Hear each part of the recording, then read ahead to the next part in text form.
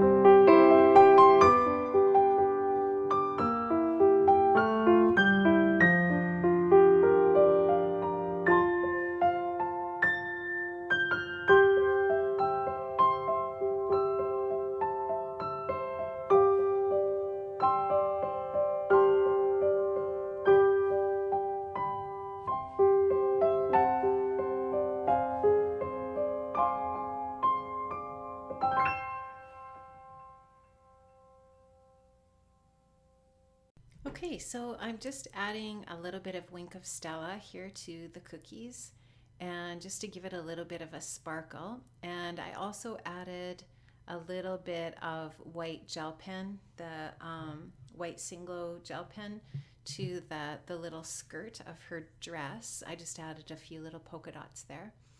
And now I'm just going to take some vellum with some gold foil on it, and I'm going to size that down, and I'm going to use that as a mat for the watercolor paper on this blue cardstock. And that blue cardstock kind of complements, or definitely complements, the color of the one Macaron. It's definitely a blue color that matches this blue, and so I just wanted to use one of the colors that was in the cookies for the cardstock for the card, just so that it complemented and picked up on the color from the watercolor pens.